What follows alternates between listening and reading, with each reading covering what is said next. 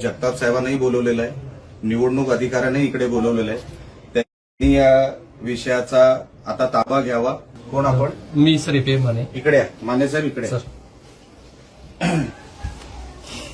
हे पैसे इकडे हे भारतीय जनता पक्षाचे कार्यकर्ते किंवा पदाधिकारी, बरोबर आहे.